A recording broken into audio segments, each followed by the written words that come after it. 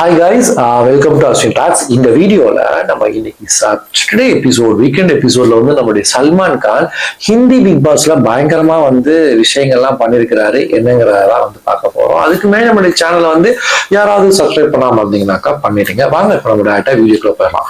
ஆக்சுவலா நேற்று நடந்த விஷயங்கள் வச்சு பார்க்கும்பொழுது சுதிகா பக்கம் வீடே திரும்பிடுச்சு, பிக் பாஸ் வீஸே திரும்பிட்டு அவங்களை கார்னர் பண்ண ஆரம்பிச்சிட்டாங்க. ஆல்ரெடி வந்து பாத்தீங்கன்னாக்கா நம்மளுடைய கரண் அப்புறம் வந்து ஷில்பா வந்து சுதிகா வந்து பயங்கரமா திட்டிட்டு இருக்காங்க. இன்னொரு பக்கம் சகண்டு பயங்கரமா சண்டை போயிட்டு இருக்காங்க.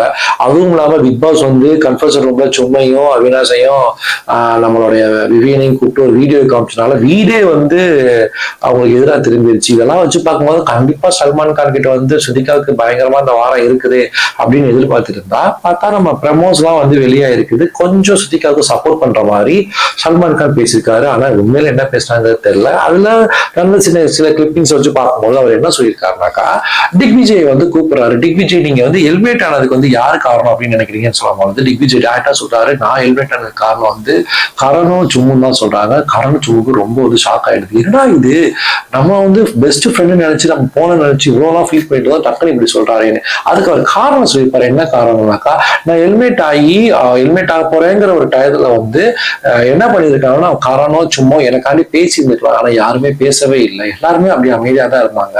சோ அவங்களாலதான் வந்து ஒருவேளை எனக்காண்டி அவங்க ஸ்டாண்ட் எடுத்திருந்தாங்கன்னாக்கா அந்த ஓட்டிங் ஆர்டர்ல வந்து வேறவங்க வந்து அவங்களுடைய ஓட்ஸ் வந்து இன்னொருத்தவங்களுக்கு போட்டிருப்பாங்க, அதனால எனக்கு வந்து ஃபேவர் கிடைச்சிருக்கும் அப்படிங்கிற மாதிரி சொல்லியிருப்பாரு. அப்ப வந்து டக்குனு வந்து கரண் வந்து சாரி விஜய் கேட்கும் பொழுது சல்மான் அதுக்கு ஒரு பயங்கரமா பதில் அடி கொடுப்பாரு. இப்ப நீ சாரி கேட்டு என்னையா பிரச்சனை, அவன் தான் வெளில வந்துட்டான்ல, அவன் சாரி என்ன வேல்யூவா இருக்க போகுது அப்படிங்கிற மாதிரி டக்குனு மூஞ்சி வச்ச மாதிரி பேசிடுவாரு.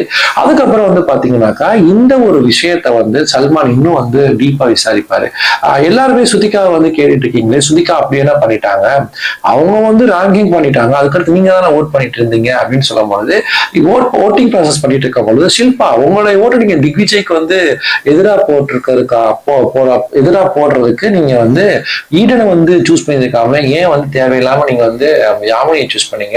ஈடனை சூஸ் பண்ணியிருந்தீங்கன்னாக்கா அவங்களுக்கு இன்னொரு ஓட்டு எக்ஸ்ட்ரா வந்திருக்கும், திக்விஜயோட அதிகமா போயிருப்பாங்க, அவங்க ஹெல்மெட் ஆயிருப்பாங்க சொல்லும் போது ஷில்பா அமைதியா இருப்பாங்க. டக்குன்னு பார்த்தா பின்னாடி வந்து அவினாஷ் வந்து இது ப்ரீ பிளான் சொல்லிடுவாரு. உடனே ஷில்பாக்கு வந்து என்ன ப்ரீ பிளான், நாங்களாம் வந்து பிளான் பண்ணி திக்விஜய் வந்து வெளியே அனுப்பிச்சோம் அப்படிங்கிற மாதிரி கோவப்பட ஆரம்பிச்சிருவாங்க. அப்போ வந்து அவினாஷ் வந்து பயங்கரமா பதிலடி கொடுப்பாரு.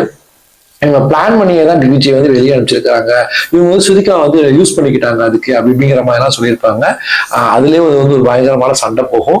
ஸோ இதுல வந்து பார்க்கும் போது என்ன தெரியுதுனாக்கா, இதுல அதுக்கு முன்னாடி வந்து ஒரு பெரிய எக்ஸ்பிளனேஷன் கொடுத்துருப்பாங்க.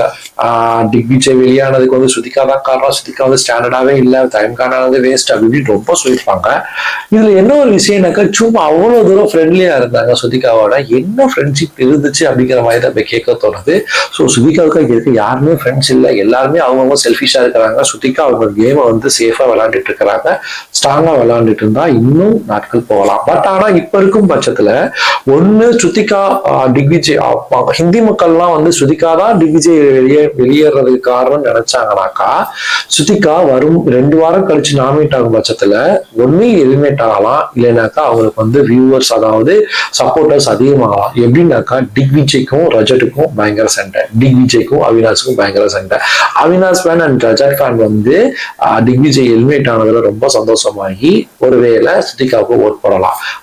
இல்லைனாக்கா கரண் வந்து சப்போர்ட் பண்ணல அப்படிங்கிறது வந்து திக்விஜயோட ஃபேன்ஸுக்கு தெரிஞ்சிச்சு. அதனால கரனுக்கு போற ஓட்டை ஃபுல்லாமே கம்மி பண்ணிட்டு கரண் வந்து சுதிகாவை யூஸ் பண்ணிக்கிட்டாரு அப்படின்னு நினைச்சுக்கிட்டு சுதிகாவை சப்போர்ட் பண்றதுக்காண்டி ஓட் பண்ணலாம். ஸோ இந்த ஓட்டிங் ப்ராசஸ்லாம் இன்னும் 2 வாரம் கழிச்சு தான் நடக்க போகுது. இன்னும் 3 வாரம் வந்து சுதிகா அந்த வீட்டில் தான் இருக்க போறாங்க. ஸோ அதுக்கு ஒன்றும் பிரச்சனை கிடையாது. இருந்தாலும் இப்படிப்பட்ட ஒரு சூழ்நிலை ஏன் அங்கே போய் விளையாண்டாங்கிறாங்க அப்படிங்கிற மாதிரி தான் நம்ம கேள்வி இருக்குது. ஸோ ஓகே, இன்னும் என்னென்ன நடக்குது அப்படிங்கிறத வரும் வாரங்கள்ல பார்க்கலாம். ஸோ அது வரைக்கும் உங்களிடமிருந்து வெளிப்பேறது உங்களை tata bye bye take care. இந்த வீடியோ பிடிச்சிருந்துச்சுன்னா லைக் பண்ணுங்க, ஷேர் பண்ணுங்க, சப்போர்ட் பண்ணுங்க.